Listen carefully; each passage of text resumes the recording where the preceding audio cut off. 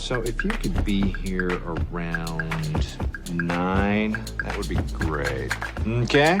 Well, listen here. Hello, and welcome to 90 Day Fiance Okay. I'm Mr. O, and today, Miss H and I will be discussing the premiere of Season 8 of 90 Day Fiance. In this episode, we'll see some old couples. Rebecca fills us in on her new living situation, and Natalie gets a sudden visa approval. And we'll also meet some new couples. Brandon and Julia, who are going to live with mom and dad, and who also need to learn a lot about birth control. And Jovi, the party guy who may or may not be ready to settle down with Yara.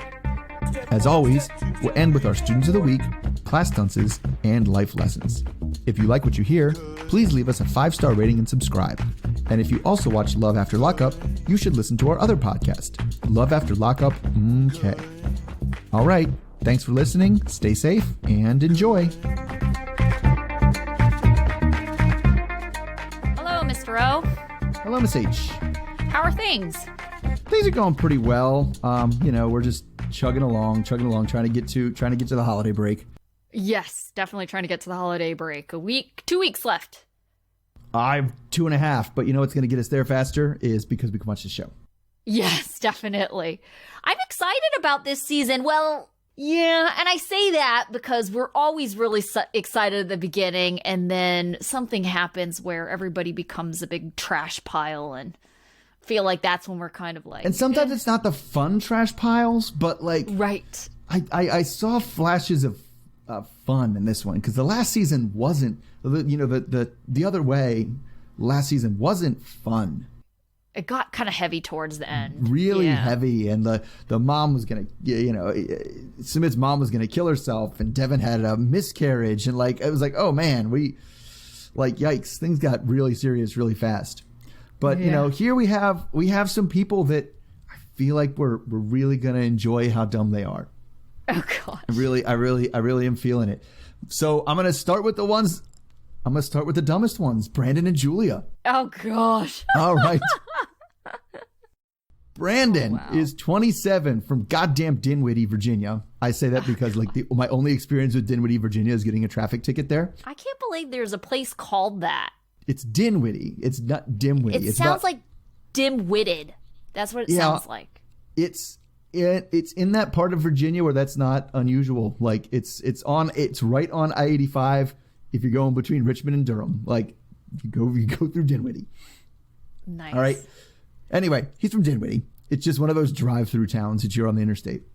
But he works as an exterminator, or AKA a pest control technician. But additionally, he also helps his parents out at their farm, which is also a dog breeding kennel. And he also lives with them there. They're trying to set up this dynamic of controlling, interfering parents. It looks like that this is going to go on for at least the beginning part of the season. Brandon tells us that he hasn't had much luck with women, and bad enough luck with women that his parents signed him up for Farmers Only at one point. But he didn't need to use Farmers Only because instead he met Julia, a dancer from Krasnodar City in Russia. Somehow and I was very confused at this point, his best friend got him in touch with her, and at the time she was working as a go-go dancer, but they kept showing her next to a stripper pole. Anyway, so he talked to her. They started talking, and after 6 hours, he said, "You look like my future wife," which apparently didn't scare her off. And then a few weeks later, he visited her in Russia. And then the plan was for her to visit in the U.S., but she messed up the interview and said, "I'm going to visit my boyfriend." And they said, "Well, then you need a K1." Anyway, after 5 months in a relationship, they both went to Iceland where he proposed. Then they had a family meetup in France, and then as soon as they could, they applied for the K1 visa.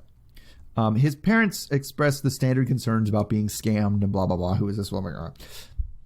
And he tells us that when she gets here for the 90 days, they'll be living with his parents, which she does know about.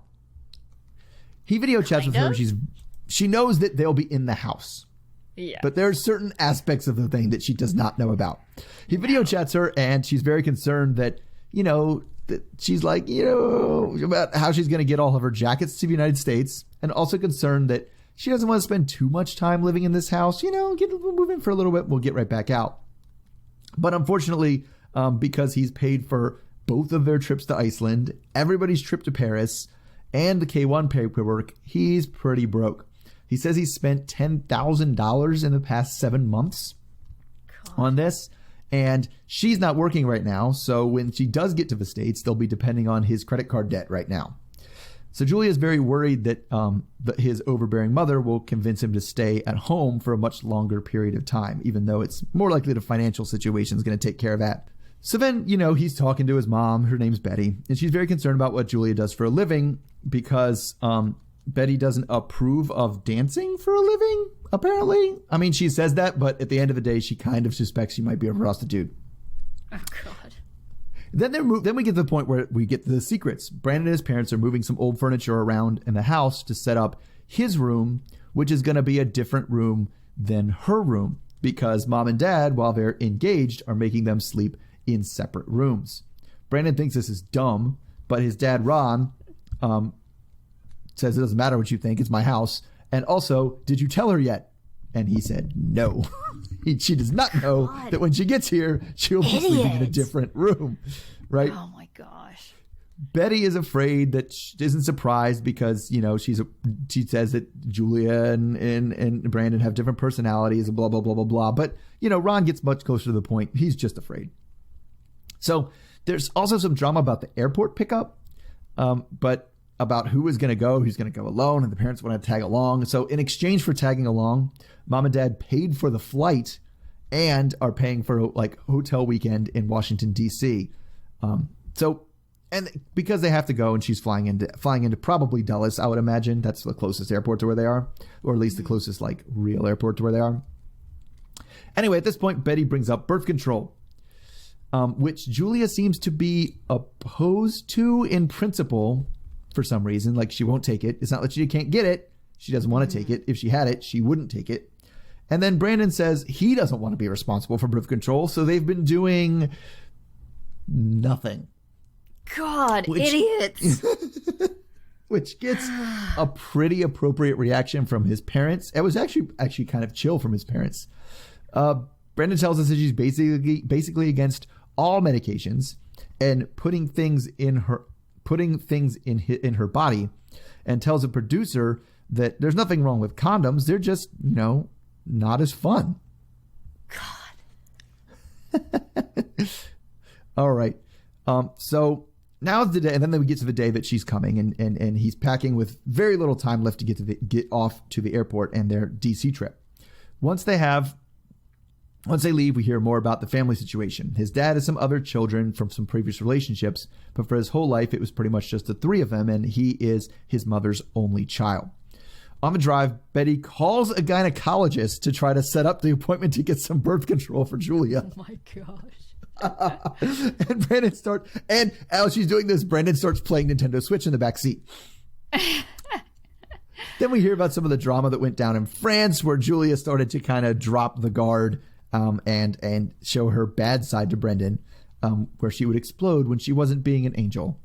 The whole car ride is really weird, and I had to keep reminding myself that this guy is closer to 30 than to 15. All right, so that's where we kind of left off. They're still in the car going to the airport. So let me just let you rant off on the birth control thing. Oh my gosh. It very much frustrates me that and I get it, the whole hormones thing, and I'm not blaming that on her at all. It's absolutely her choice if she wants to, use birth control. I will say that she could get a Paragard, which is non-hormonal. Right. Yeah, it's the copper thing. It's kind of like an IUD, but yeah. She could do that, but she also says she doesn't want to put anything in her body. Also understand where she's coming from there. Then I would say it is on him to wear a condom. Yeah. Condoms are not the same as taking hormones. And so I understand where she's coming from. But the fact that he's just like, no, I don't want it just because he doesn't feel as good. It's like, get out of here with that excuse. It's not a legitimate excuse. It isn't a legitimate excuse, but it's also an excuse. And I do feel at the end of the day, in terms of if you're going to use condoms as a form of birth control, I am 100% on board that that's the dude's responsibility to bring the condoms and have the condoms and worry about the condoms. Right. Totally on board with that. Right. But it's also then her responsibility to be like, oh, you didn't bring condoms? Guess what? We're not doing anything tonight. Like, right. Exactly. Oh my gosh. And I mean, like, maybe you could also use a form of, and this is not foolproof, so you have to be, like, mindful of it, but a form of, like, rhythm method and condoms. So maybe there are a few times out of the month where you don't have to use condoms. And, you know, if you have your ovulation sticks, like, yeah, fine. I'm okay with that. Yeah, that's all a lot. It's all less, you know, reliable than condoms, but at least it's something. I mean, it seemed to me he was trying to get, and at some point he kind of says, well, we do, maybe I shouldn't talk about this, right? And I was like, he shouldn't. No, he shouldn't. I mean, he didn't want to talk about it with his mom because I think he was getting to the point. He's like, oh, I pull out because it was pull out. You know, that's what he meant. Right. But we all knew. He doesn't want to take on that responsibility, which is like, oh, that made me even more mad that he said that. Oh my God. Yeah. Because I can't imagine like a lower level of, it's a super lower level of responsibility. Maybe it's because I am a dad, super low level of responsibility to bring a couple condoms with you when you go somewhere. Like very low responsibility level compared to if someone gets pregnant and you are at least on the hook for child support. Yeah. Okay. So let's kind of talk about his financial situation for a second. We start off with Brandon working pest control. And he says that he would rather do that job than be stuck in an office. And my first thought was, but the smell. Would you rather be smelling that all day or stuck in the office? I would rather be stuck in an office than stuck in a crawl space. Right. Like, have you ever been? I don't. Okay. No. So I've lived in that part of the country, right, where they have. I don't know if they have crawl spaces like this, like in California, but they are scary and creepy as hell. Like it is. You literally, it's a crawl space. You literally have to get on your hands and knees, crawl under the house. If you put your head up too high, there's nails coming through the floor that you cut your head on, like from the carpet when they put the carpet down. Like there's like spiders and stuff all over, and the way they made it look in the show, like they put all those TV production lights in there. It's super, super dark, right? And you're there knowing that there's like mice and rats and termites and spiders and stuff under there. It is. I don't like. I've you know done it and like got up the courage and did it and gone under my house before when I lived down there, but it is not something I would want to do every day. If you say you could do that, or you could, sit in an air conditioned office all day, be like, yeah air conditioned office 100% of the time. I don't. Right. But I don't think he has any intention of moving out. I mean, yeah, in an ideal world, he would be like, yeah, if I had all the money in the world, I would absolutely move out because then I could sleep in the same room as, my fiance.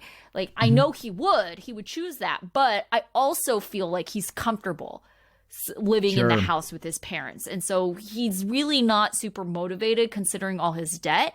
And what I find really frustrating, and this is like a common theme with all of these couples, is that they're never 100% honest with the other person because they're always fearful that they won't, come over or that they won't stay together or that they'll leave them. It's so ridiculous to me. Like, I feel like he has not learned to say no to her, and so she has unrealistic expectations financially. Like, oh, you'll replace all the clothes that I can't bring? Sure, don't worry about it. I'll buy you new jackets. Right. I mean, she doesn't seem to be the gold diggery type immediately. She very well might be, right? Sure. But he is definitely, like, they've met like 3 times. He flew to Russia, he flew her to Iceland, and he flew her to France. Like, he has set up sure. He's anchored himself as a spender that he is not. And he has not had the means to maintain.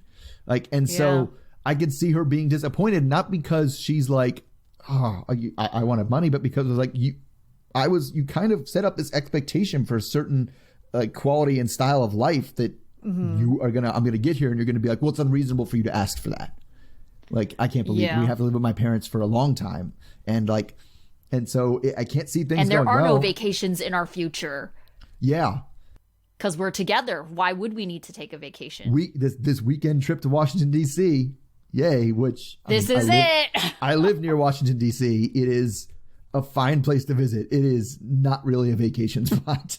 No, not really. But I guess like if you've never been to America, like, and if you're into history and stuff like that. Yeah, like, I mean it's a certain type of vacation, but it's a touristy place, but not necessarily a vacations place. You know, like you're not gonna. There's not a lot of chilling. You know, like the nightlife is kind of lame compared to other places. I thought it was pretty decent. Compared to the places she goes to, compared to the European cities, like if she's in Prague and Paris and even New York and Vegas, like come on now, like it's decent compared to other. If you were comparing it to like Indianapolis, yeah, it's pretty good. Like, but if you're comparing it to maybe like I don't know what she compared to, even like Moscow or. Yeah, I do not have high hopes for Julia. We haven't really gotten to meet her so far, other than their quick video chat where she, was concerned about leaving clothes behind. But the reason why is because she just seems like one thirst trap, just needs attention. Seems like she's the kind of person, posting half naked pictures on social media. Yeah. But the other thing is that I feel like people who, are used to getting a lot of attention, they kind of feel like they're, I don't want to say entitled to, but, like what they were talking about with the whole like trip to France thing, like they can be moody and they can be, not on their best behavior. And that, if you either love it or leave it. And if you leave it, there's someone else in line, right? And they have that kind of attitude. And so it's interesting to me that, she kind of let this like bad behavior, this moody, brooding, like short-tempered side out in front of the families. Yeah. And if like, I can't help but think if that wasn't good enough in Paris, right? And she was, moody because she probably wasn't getting her way enough. Then Dinwiddie, Virginia is not going to work.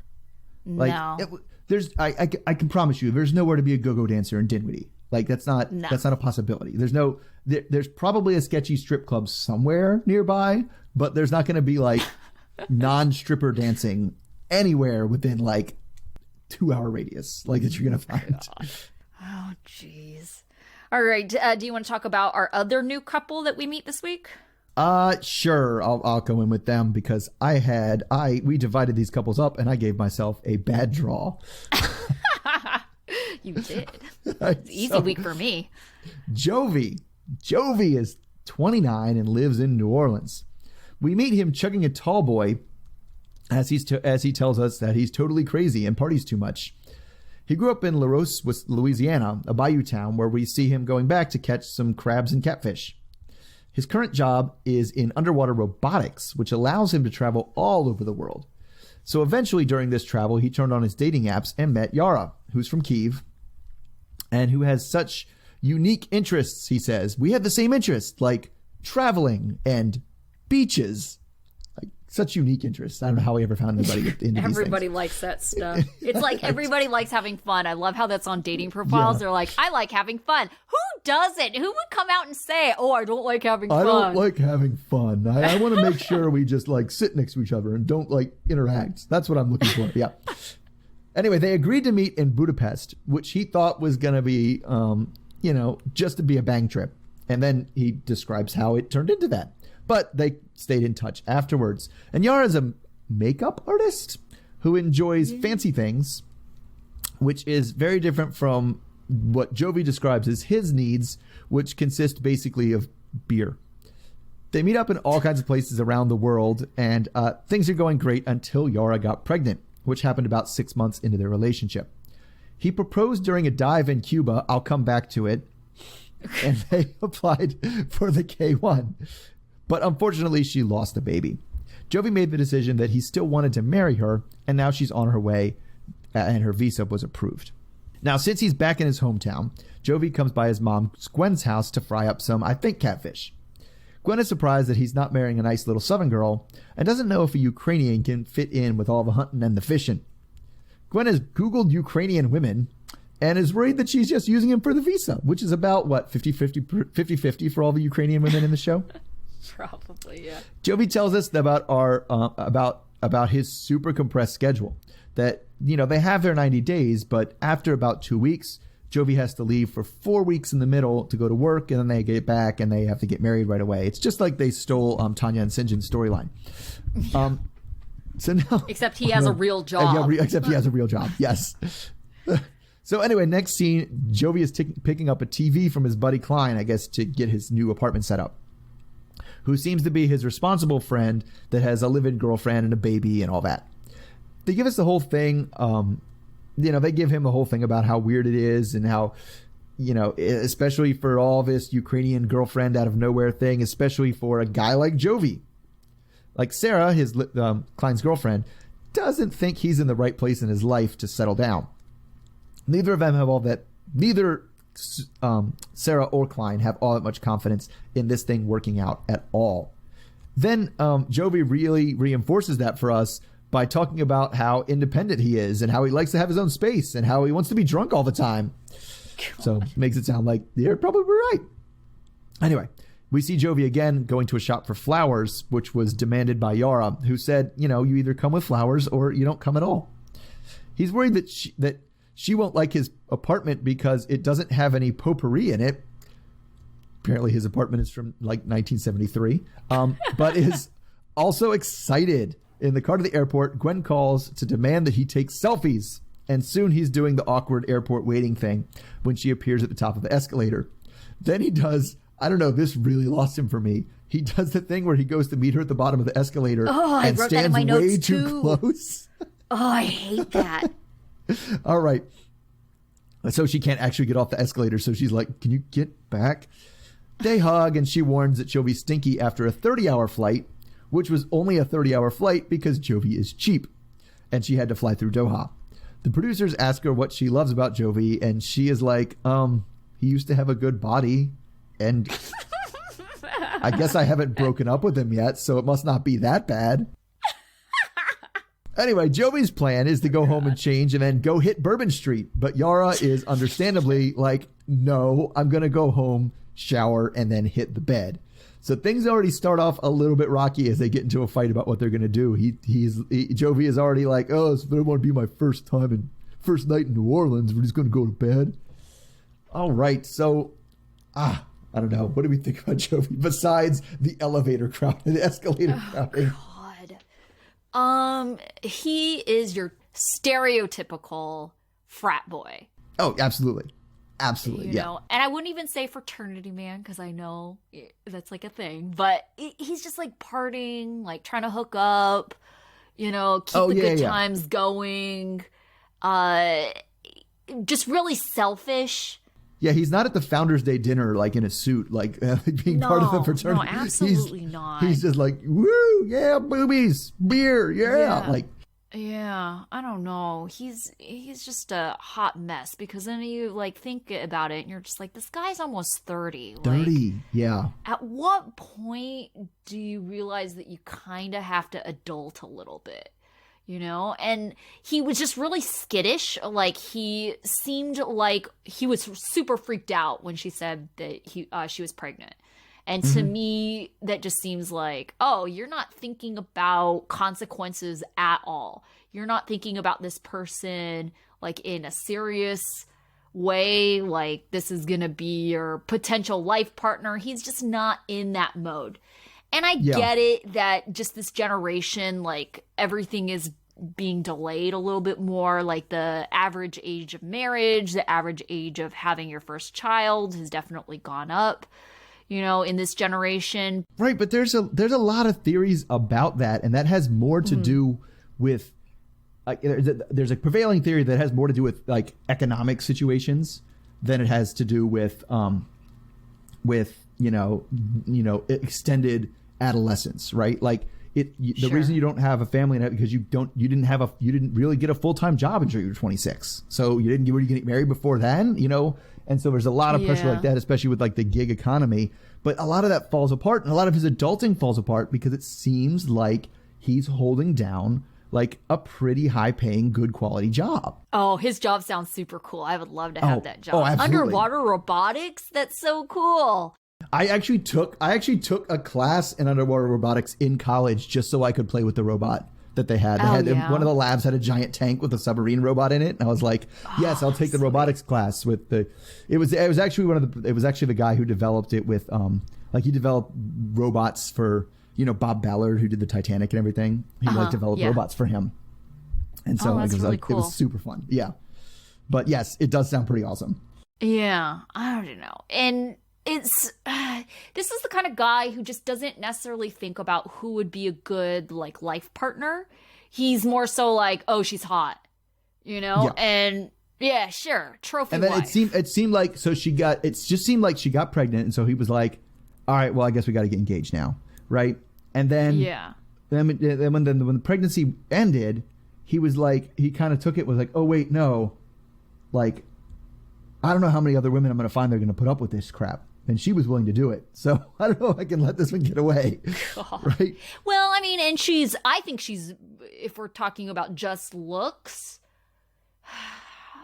more than 2 points away from him. He gives me really strong Tim vibes. Oh, yeah, definitely. Yeah, I can see that. I think he's a bigger dude than Tim, though. Oh, yeah, absolutely. And he doesn't have, like, the oddly proportioned arms things that Tim has going on. But his face, I get major Tim vibes from I can see that. But, like, yeah, and it's like but that's the thing, too, is like, I almost think there's kind of this mismatch, right? And I kind of think this is what he's going with. And I think it's going to be a different person, is like, because Sarah and his friend were like, I don't think he's ready to settle down. And he doesn't seem like he's not ready to settle, but I think he's kind of like, especially when what he's been doing with this girl is traveling the world and just having sex in exotic locations, right? So he's like, well, why do I have to be, if I'm getting married, I can still go and have sex with this girl in exotic locations. I don't have to settle down. Why does it have to be settling down? Right? Just because we're married. Right? And I don't know that Yara necessarily feels the same way. Yeah, and it's hard to say because we haven't met her quite yet. Yeah, we haven't met her yet. But the thing that concerns me, I think, the most is he seems like he's got a big personality, and that's how he's managed to kind of attract these other women who maybe are, a little bit out of his league, or may at least looks-wise. But at the same time, I kind of feel like, he likes the way high maintenance women look. Yeah. But at the same time, like what he does he's not into, live. It's going to be hard to please. He's very much like a bayou boy. Like with the hunting and the fishing. And the head to toe camo, and like I don't think she would appreciate those blue crabs in that trap as much as I would appreciate those blue crabs in that trap. Right. Right. So I have a feeling he's going to have a very hard time keeping her happy because she does come off as really high maintenance. Yeah, and I don't know, and that's the thing too. We haven't even met her yet. We haven't, but I think he's just like, he's very much like, yes, I'm a Bayou boy, but it's New Orleans. Like, who doesn't love New Orleans? Yeah. And there are definitely people who don't love New Orleans. Like, oh my gosh, yes, like Noon and Kyle. Noon was not a fan. And you know what? That's the other thing. Another mistake. Come on, Jovi. Like, how many times have we seen situations where people have just flown in? They just want to go to sleep. Yes. Need I bring up Jasmine and Blake? It's kind of like, Jasmine was kind of a interesting personality to begin with. Like kind of a curmudgeon in general. But it's like nobody wants to do that. I can tell you, I get super cranky too after like a 10-hour flight. Forget a 30-hour flight. Like all I want to do is take a nap as well. Especially it's a 30-hour flight. Like, come on. Coming from Ukraine should not be a 30-hour flight. No. That's excessive. And so she said she had to fly to Doha, right, in Qatar to get there. So she had to fly down into the Middle East and then back over, and she probably had a layover. And so could you imagine that whole second flight? Oh, and then she probably had to change planes somewhere in the U.S. She didn't get straight from Doha to New Orleans. Oh, gosh. Right? Yeah, she's probably super resentful. Like, that's what I would be. I would be on the flight like, why did this fucking guy pick this flight that now I'm here for? That would be me. Yes. I would be like cursing and like, resentful under my breath the entire time. Right. Exactly. And so now he wants me to party. Doesn't he get that I'm just tired? Right. And the other thing too that people tend to say is everybody thinks they stink. Yeah. And I'm sure some people do stink, like, make no doubt. Like, I'm sure, but they just, and it's like, so he's like, well, we'll go home and change. She's like, I am disgusting myself with my smell. I just want to shower and go to bed. And it's totally reasonable. But he was like, well, when I came back, I didn't want to do that. When I came back and partied. And so, like, I think that because seems he's like a it's going to be, boy.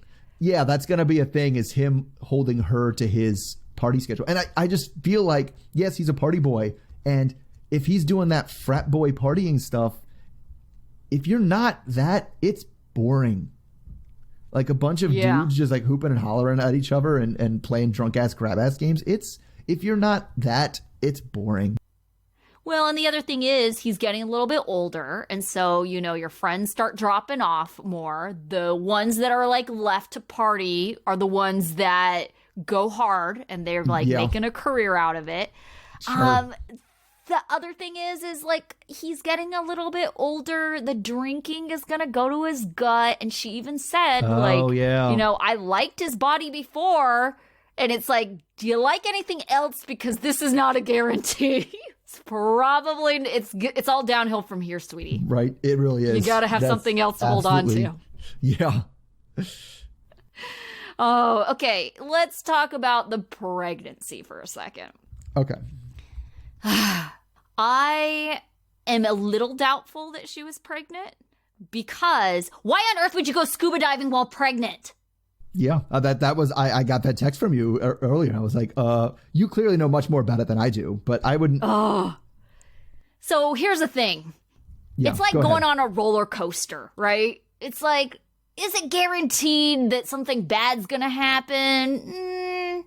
They haven't had enough research on it with pregnant women diving, and there's a lot of things that go into that. One has to do with the fact that women are a very small minority of certifications just in general in the world. I think we make up like 15 to 20% of all certifications.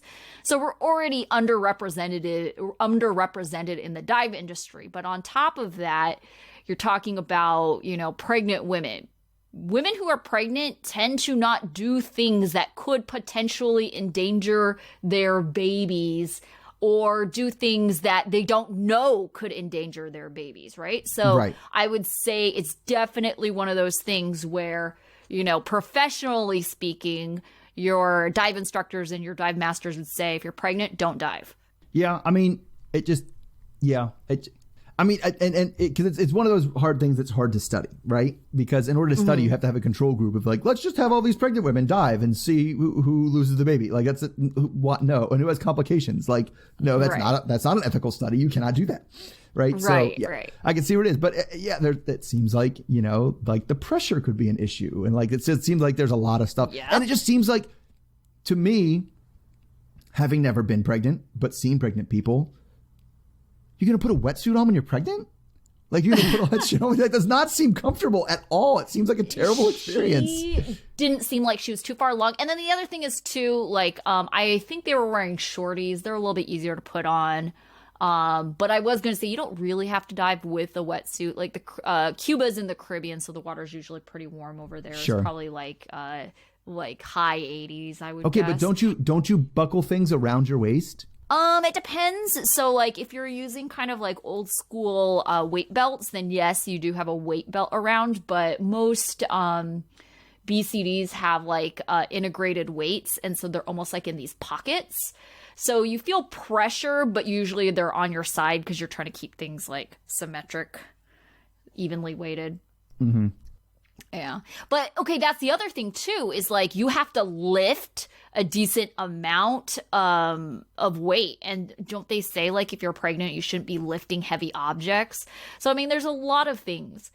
Oh yeah, and for sure. Like I think when I dive here, I easily have about 40 to 50 pounds worth of gear because, you know, I have to have like 20 pounds of just weights. And then like you have your tank and like everything else is easily 40 pounds of gear. Now, if I was diving warm water, it would probably be more around 30, I'd say. Yeah, but still a lot. You can't be hauling all that stuff around when you're pregnant. Like, what are you doing? Yeah, I mean, and I get the idea that she was pretty early along, but it just definitely seems like it's still not a responsible choice. It just really isn't. Although I will have to say that I'm super jealous that they went diving in Cuba because it's supposed to be pretty good diving because no one really goes there to dive, so it's pretty pristine. Like it's very protected. Like Cuba was very early adopter of protecting their reefs, so it's supposed to be really good diving. All right. Yeah. So all right, now, moving on to some couples we know. So first up, and I thought it was interesting, their little hook, because they did this with Devin and Jihoon for The Other Way. Yes. They had like that kind of like spoiler, and then the entire season was the flashback, and then the very last episode they came back to, you know, the very beginning again. Right. So we kind of do that too here. So we open on a weeping Natalie, who we're told is one day away from her wedding. She tells the camera that she just wants to fly to Europe and she'll figure it out from there. She's scared because she doesn't want to travel with the dangers of coronavirus, but she can't imagine staying there with a man who would do this to her. We then get a little bit more lighthearted scene of Mike trying to wrangle his cat Arya outside. We also get a glimpse of Uncle Bo helping out on the land. Mike recaps his relationship with Natalie, which included a year of talking and their first meeting. They had applied for the K-1 visa, but during their wait, Mike went back to the Ukraine where we first met them on the show, and we saw religion as being a conflict in their relationship. Natalie refusing to say she loved him, and Natalie throwing her ring at Mike.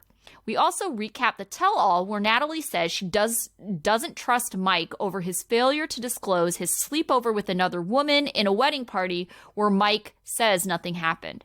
He hides the ring in his closet and tells us that they have taken a big step back and Mike is being very cautious. Natalie video calls him and tells him she has news and that her visa has been approved. They both smile, and Mike kind of looks like he wants to cry, but he says he's happy and excited. Things get somber, and they both have expressions of worry on their faces. She tells him that the visa says she has to be in the U.S. in the next 20 days as she shrugs her shoulders. Mike is quiet.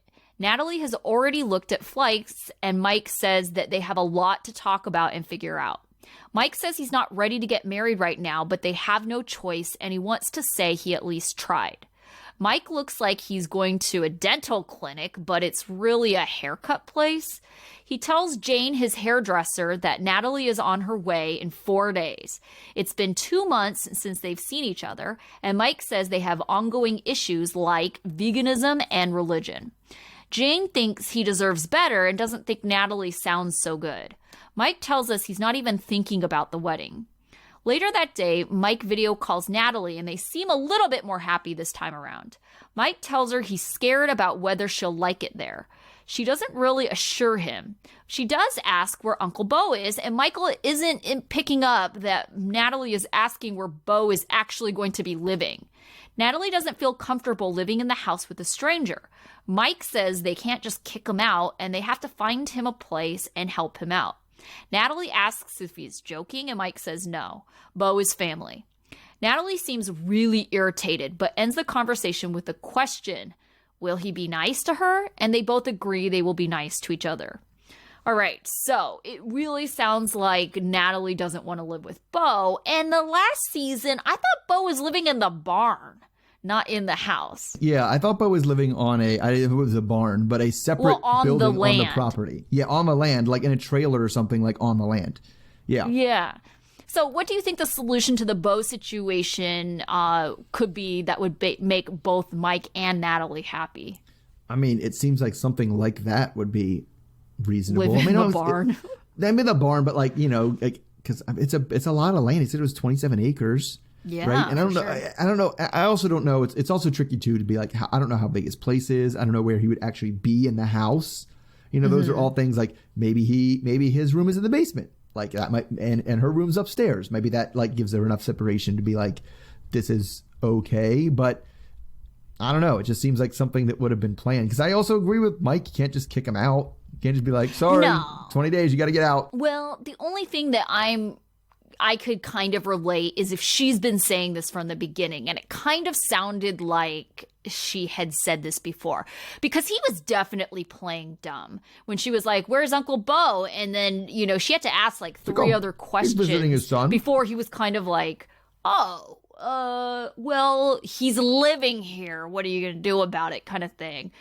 And I just kind of feel like it sounds like she's brought this up to him before and he was just resistant. And so he hasn't really done anything. So it's not like he hasn't had time to come up with a solution. I just don't think he's done anything. Like, no, he hasn't. He just seems so out of this relationship. And I don't know why he's doing this. Like, he is done with this relationship. So over it.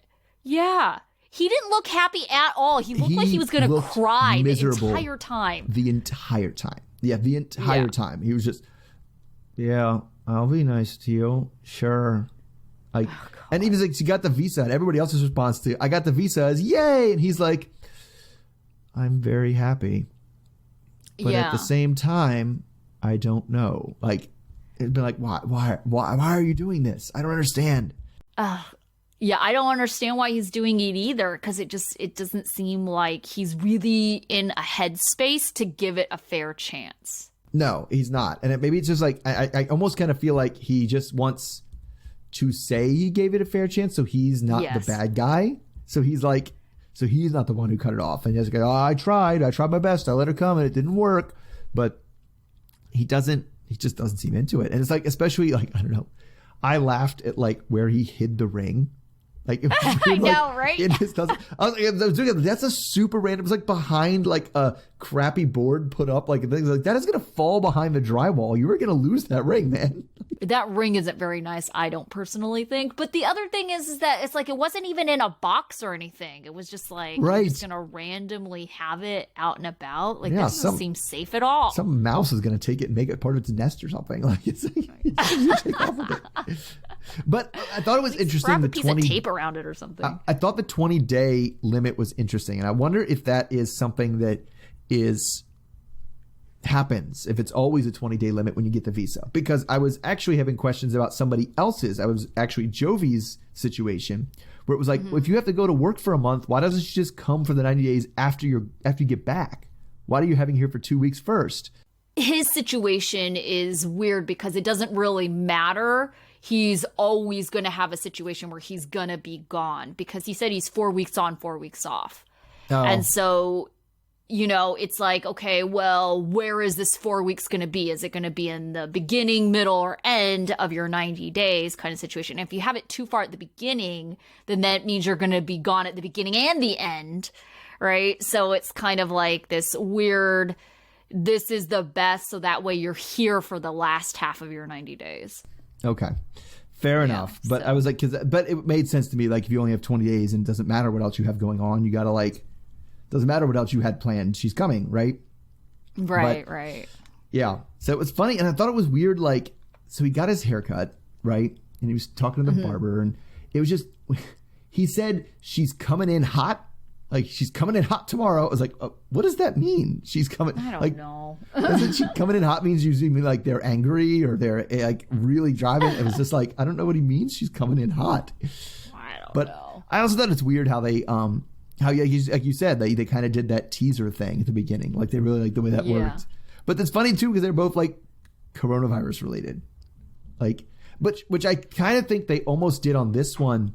Because it's the same thing, too. We're waiting on all these stories for the coronavirus shoe to drop. Like, okay, when is coronavirus going to matter? Like, oh, we see everybody walking around the airport with no masks on. Okay, I know what time it is, right? We saw people walking outside with, like, snow on the ground going to the airport. I was like, oh, this was before coronavirus hit, so. Yeah, and didn't they say, like, first snow or something like that for the dim-witted people. Okay, so yeah, I promise you in Dinwiddie, there was no snow on the ground after January of last year.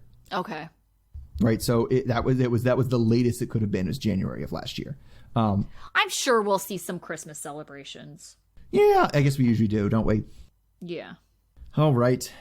Last up, our other returning couple is Rebecca and Zied.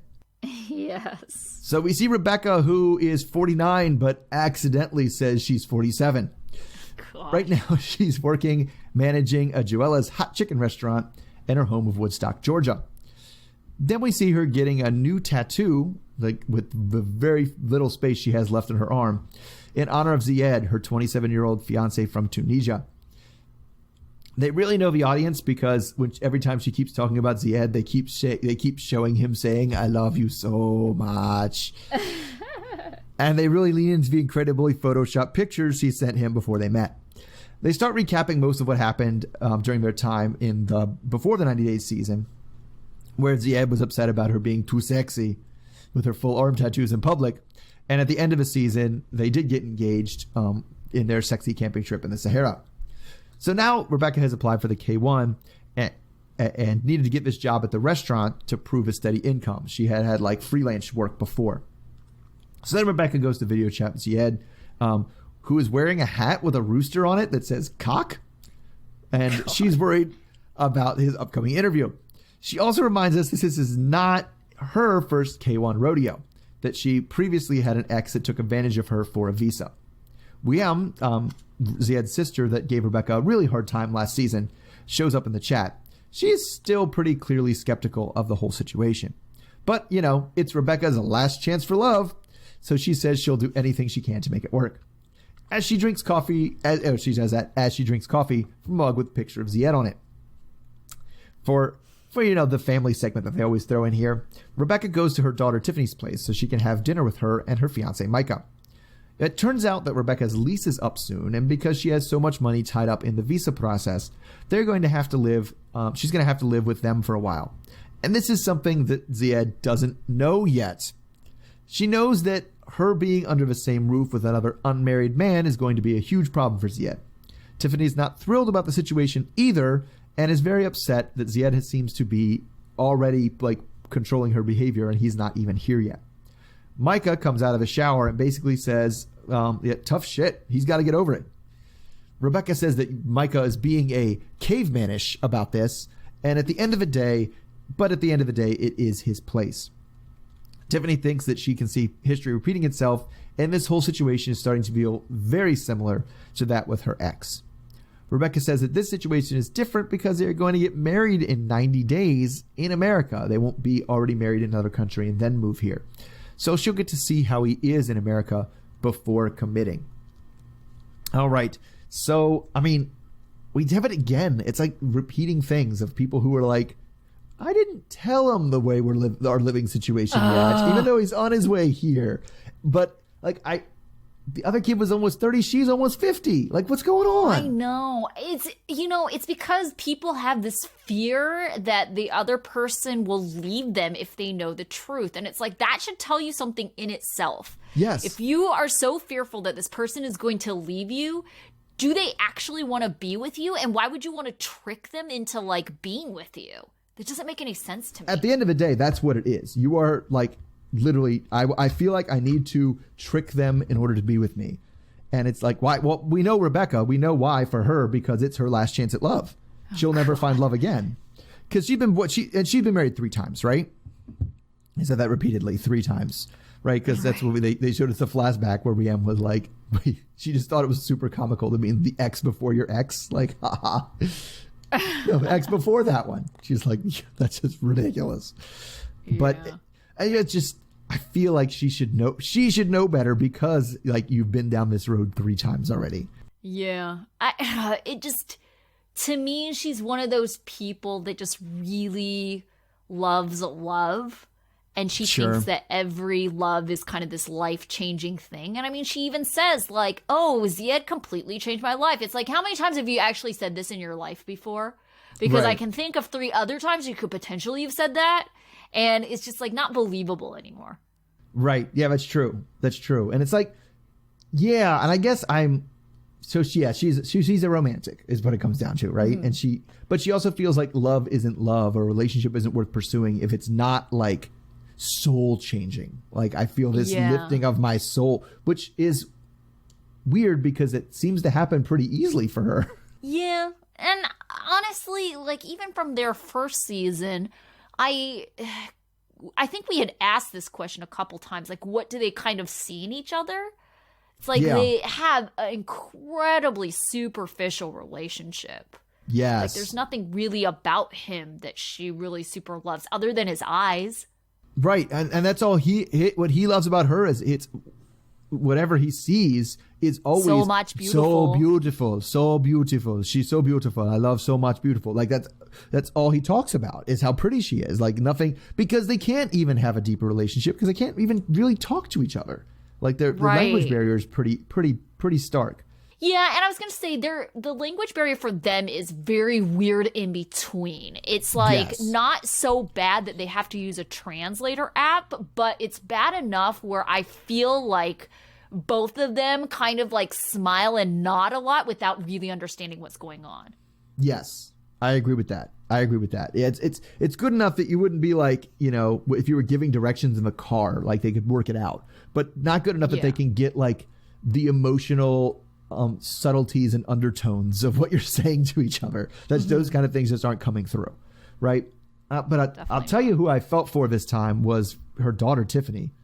Like, yeah, I know, right? Oh my God, like she's done like, it. This is not my mom, and she's done it before. And like, I'm just glad enough. I'm just glad I'm not in a situation where like I have to be like, Mom, do you need a place to stay? Like that's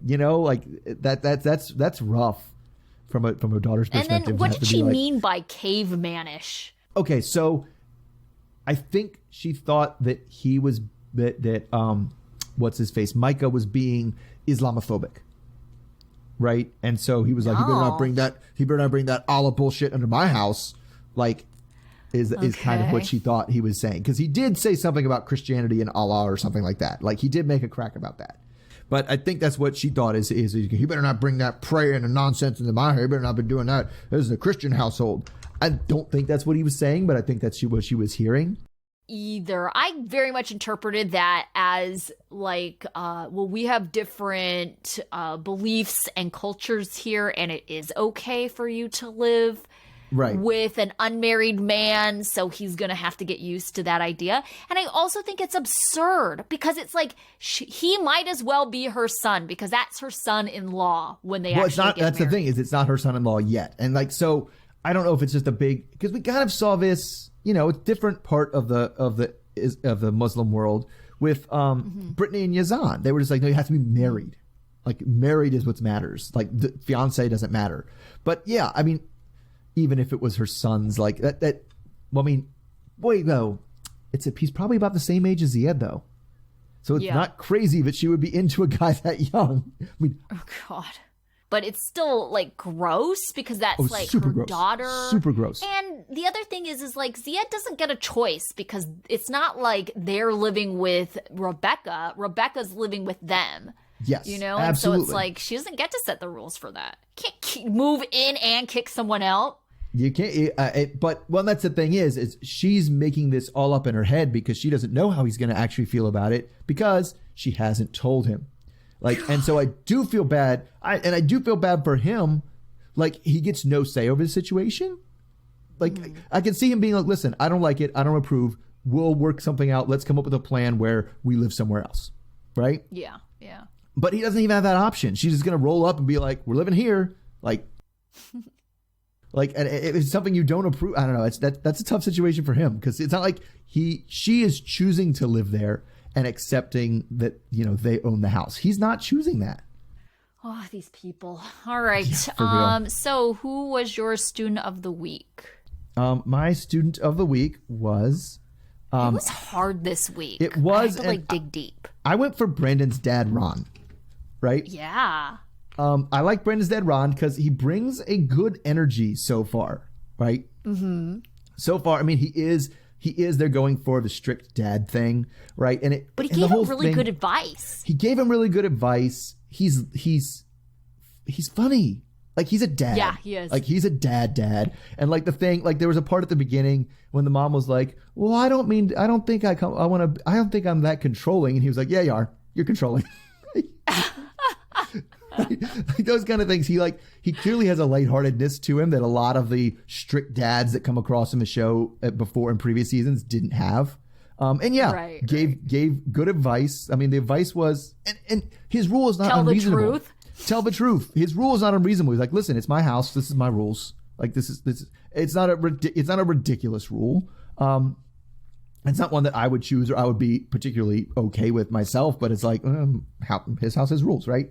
But he's like, you know, what would make this a lot better for her if you told her. Like, why did you told her that? What are you doing? Yeah.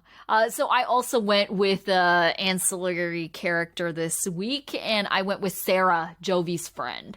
Like, okay. Sarah knows what's up, and Sarah's keeping it real. Like, and Sarah is saying all the things that Klein, his friend, actually thinks, but maybe doesn't want to hurt his feelings and tell him.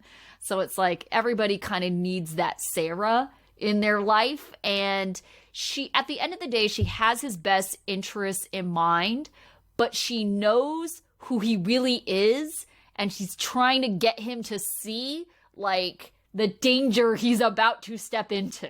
True enough. All right. What about your dunce? I'm with Mike. Like, just... Because it's funny because Mike literally described himself at the beginning. He's like, I'm a fun-loving guy. And then spent the rest of the episode moping. I know, he was so mopey. He was just so mopey. And, like, it just is like, how can he not see that this isn't gonna work? It's already not working. Like, You're not excited about this. You're not happy about this. You're dragging this poor girl across the world just so you can mope at her for 90 days and then she can go home. Like, it's not fair to her. Yeah, definitely. All right, my dunce is Brandon. Sure. It's like his birth control stance, lying to her, you know, just him and not being upfront about their financial situation, kind of letting his parents talk him into things that he knows are going to get him in trouble later. You know, picking this girl to, like, I mean, I thought it was even interesting in the interview how the producer asked him, do you think that you both were meant to be? And he's like he can't even really answer and say yes. You know, yeah, like, I mean, well, I love her. Yeah, and I guess part of it is inarticulate because if you ask me that question about anybody, I would be like, I don't believe people are meant to be. Like, I don't believe that's a concept. Like, I love her and everything, and I want to be with her, but I don't think I reject the premise of this question. Is a different thing than just being like, Brandon isn't smart enough to come up with that kind of reasoning behind his answer. Like, my thought on this whole thing is he lusts after her. He thinks she's super hot. There's no one like her in Dimwitted. It's a super hot girl that lets him have sex with her. And so, score. Like, exactly. So I just making dumb life decisions from the very beginning. So, yep. All right. What about your life lesson? All right. So it was a 2-for-1 because, and we touched on it, when you're staying somewhere for free, the people who own the place get to set the conditions. And it's up to you to accommodate them, not the other way around. Right. So they're already doing you a huge favor. You don't get to be like, could you move to the basement? Or maybe your fiance could move out, or maybe we can stay in the same room, even though you don't want that to happen. Sorry. If you want these things, you can get your own place. Right. So my life lesson is having to do with Yara and Jovi. Yara had said something, you know, like things with Jovi is never easy and it's never perfect. So things in a relationship aren't always going to be easy or perfect. But if they're never easy and never perfect, is it worth the trouble? So usually the answer is, if you're honest with yourself, is probably no.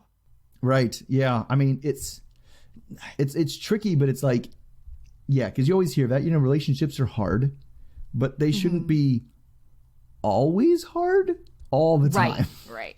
Yeah. No, I agree. And it's like, it's fine that things are not easy and perfect. And that's what Yara was kind of saying. She's like, things with him are never easy or never perfect, you know? And it's kind of like, she said it kind of in a, this is just us, you know, this is our relationship. But if it never is, it's like, there has to be an easier way, right? Yeah, right. It's With at some another point it's person, like, maybe? yeah, why is it? Yeah. Well, you know, it's just like when anybody's trying to fix something or you're trying to put something together and you're just like, at some point it's like, don't force it, right? Literally don't force it. Like if it doesn't fit, it doesn't fit. Like you're forcing it's just going to break both of the pieces and it's still, then your thing still isn't together. So don't do that. Okay, so that wraps it up for this week. We did not hear from Stephanie and who was Stephanie's partner? Ryan, Stephanie and Ryan, and Tariq and Hazel. So hopefully we will be introduced or to Andrew them and Amira. soon. Andrew and who? Amira. Oh, okay. I had no idea. Yeah. I don't even think I have them down, probably because they weren't on this Because they weren't on the show. Group. That's exactly why. Yep. Yeah. All right. So we will be back next week with whoever happens to appear on the show. Yeah. So yeah. Well, like you said, I like what we're seeing so far because I'm always excited when there's people to make fun of for being dumb. Fresh blood. Yeah, Absolutely. fresh dummy. New dumb. I don't want to. Yeah. Sometimes I get some of the old dumb gets old. Exactly. Yes, it does. You can only say someone's dumb so many times week after week. Exactly. We need new people to call dumb. Exactly. We need new dumb people. All right. Well, we'll see you next week then. See you then. Okay. Okay. Bye. Bye.